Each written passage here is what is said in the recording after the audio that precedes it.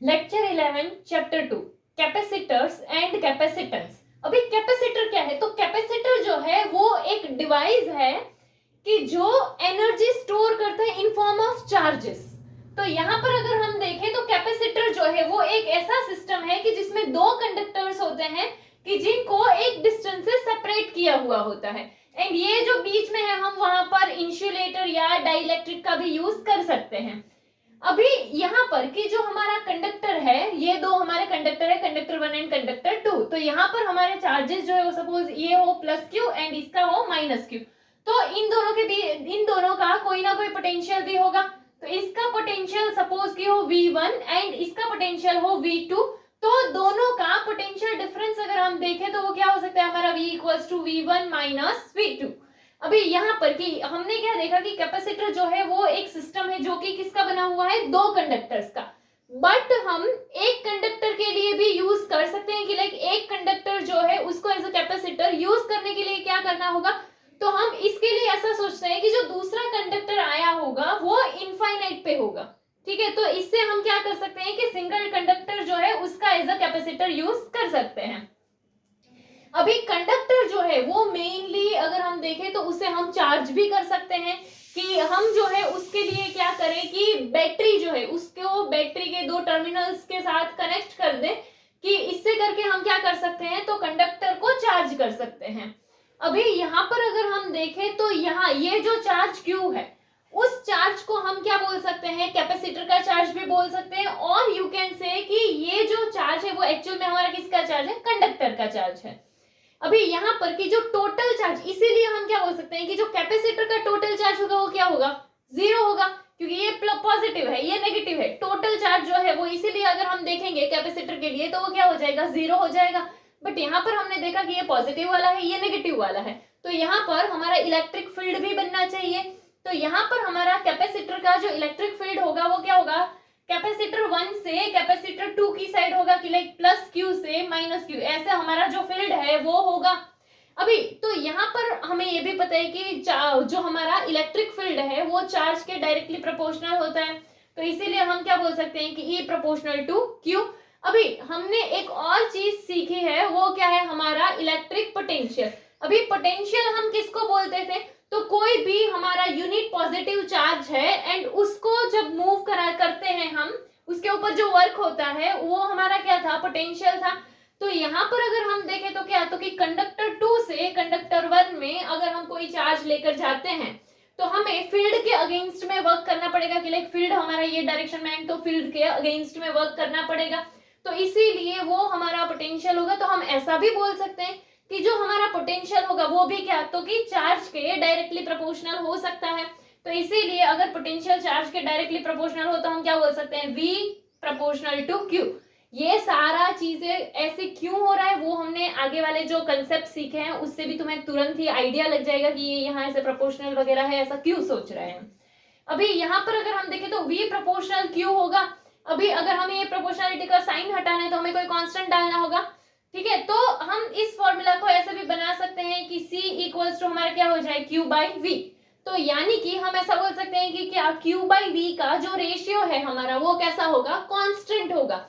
तो अगर ये दोनों का Q बाई V का जो रेशियो है अगर वो कांस्टेंट हो तो हम क्या बोल सकते हैं कि ये जो C है वो Q या V पर डिपेंड नहीं करता है।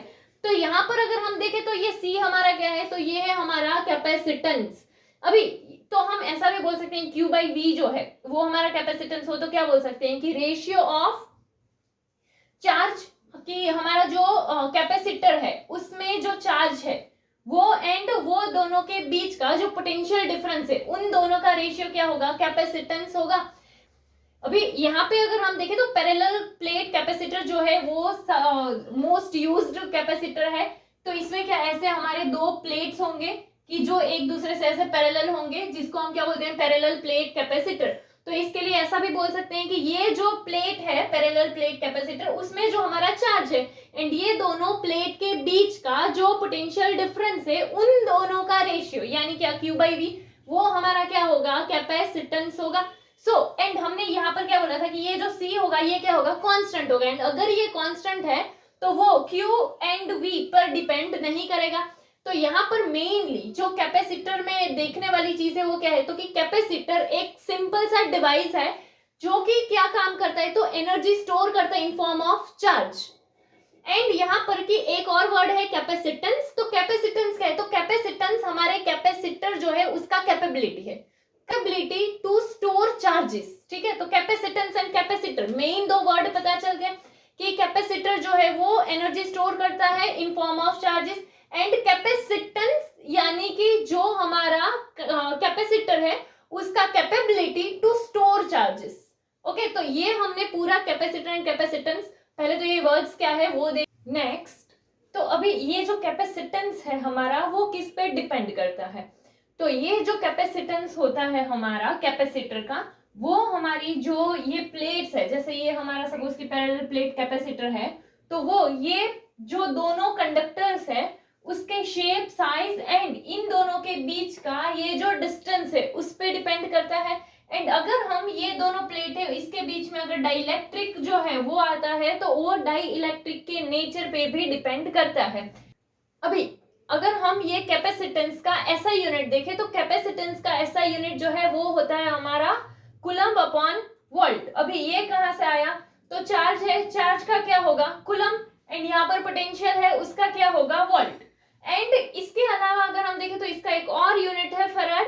अभी ये जो है वो एक साइंटिस्ट है माइकल फैराडे, उनकी वजह से जो है ये उनके कंट्रीब्यूशन की वजह से ये यूनिट बनाया गया है, एंड इसका सिंबल जो है वो F है। तो हम ऐसा भी बोल सकते हैं कि 1F इक्वल्स टू क्या होता है 1 कूलम्ब अपॉन वोल्ट। अभी इसके अलावा देखें तो ये जो है बहुत बड़ा यूनिट है, तो इसके स्मॉल यूनिट्स जो है वो यूज किए जाते हैं जैसे कि माइक्रोफैराड, पिकोफैराड एंड नैनोफैराड। अभी कैपेसिटर जो है उसका कैपेसिटेंस की जो फिक्स्ड है, ऐसे कैपेसिटर की जिसका कैपेसिटेंस फिक्स होता है उसका सिंबल ऐसा होता है। ये फिक्स्ड कैपेसिटेंस के लिए अगर हमारे पास सपोज की जो कैपेसिटर है उसका वेरिएबल कैपेसिटेंस है, तो वेरिएबल कैपेसिटेंस के लिए इस सिंबल में हम ऐसे एक कर देते हैं, तो इससे क्या होगा कि ये क्या शो करता है वेरिएबल कैपेसिटेंस। जो ऐसे कैपेसिटर है कि जिसका कैपेसिटेंस बड़ा है तो वो ज्यादा चार्जेस जो है वो स्टोर कर सकते हैं रिलेटिवली लो पोटेंशियल पे। इसके अलावा अगर हम देखें तो जहां पर भी हमारे ये जो दो कंडक्टर्स है उसमें अगर पोटेंशियल डिफरेंस हाई हो तो उसकी वजह से क्या होता है कि कंडक्टर के आसपास स्ट्रॉन्ग इलेक्ट्रिक फील्ड होता है। अब ये स्ट्रॉन्ग इलेक्ट्रिक फील्ड क्या करेगा, तो वो जो सराउंडिंग एयर होती है उसे आयनाइज करना शुरू कर देता है, एंड इसी की वजह से जो हमारी ऐसे ये जो प्लेट है वो उसके जो चार्जेस है वो न्यूट्रलाइज होने लगते हैं। एंड यहाँ पर क्या होता है कि तो हम ऐसा बोल सकते हैं कि इसके जो चार्जेस है वो लीक होने लगते हैं, कि जिसको हम क्या बोलते हैं डाई इलेक्ट्रिक ब्रेकडाउन। अभी ये डाई इलेक्ट्रिक ब्रेकडाउन अगर हम देखें तो ये क्या है कि जब भी यहाँ पर बीच में हमारा एक डाई इलेक्ट्रिक होगा, अभी die electric you can say कि ये क्या एक टाइप से इंसुलेटर की तरह होगा कि जो चार्जेस जो है उसको पास नहीं होने देता है।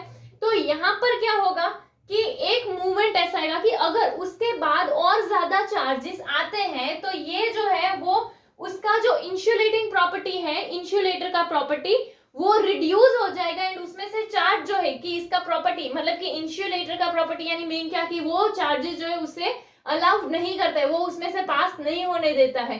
बट यहाँ पर क्या होगा कि चार्जेस जो है वो एक लिमिट से बढ़ जाए कि जिससे करके वो ये जो है चार्ज को पास होने दे, वो अलाउ करे कि जिसका मतलब क्या होगा उसका इंसुलेटर का प्रॉपर्टी जो है वो कम हो गया, तो इसको हम बोलते हैं डाई इलेक्ट्रिक ब्रेकडाउन।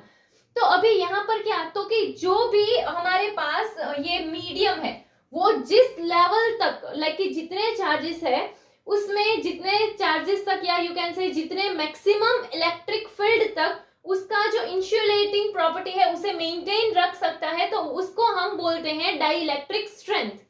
ठीक है, तो डाई इलेक्ट्रिक ब्रेकडाउन यानी क्या कि जिस लिमिट से वो चार्जेस को पास होना शुरू कर दे तो उसको हम बोलते हैं डाई इलेक्ट्रिक ब्रेकडाउन। एंड जितने मैक्सिमम इलेक्ट्रिक फील्ड तक वो अपना इंसुलेटर का प्रॉपर्टी जो है उसे मेंटेन रखता है, उसे जिस मैक्सिमम लिमिट तक उसको हम बोलते हैं डाई इलेक्ट्रिक स्ट्रेंथ। अभी एयर के लिए अगर हम देखें तो डाई इलेक्ट्रिक स्ट्रेंथ का जो वैल्यू होता है वो है 3 × 10⁻⁶ वोल्ट पर मीटर। एंड यहाँ पर कि अगर हमारे पास 1 सेंटीमीटर डिस्टेंस के कंडक्टर्स आए हैं एंड उसका जो पोटेंशियल डिफरेंस होगा तो वो हमारा उस टाइम में क्या होगा 3 × 10⁴ वोल्ट के जितना होगा। अभी अगर हमारा जो कैपेसिटर है, अगर उसमें हमें ज्यादा अमाउंट ऑफ चार्जेस स्टोर करने हैं तो उसके लिए उसका जो कैपेसिटेंस है उसका भी हाई होना जरूरी है। अगर उसका कैपेसिटेंस ज्यादा होगा तो वो ज्यादा चार्जेस को स्टोर करेगा।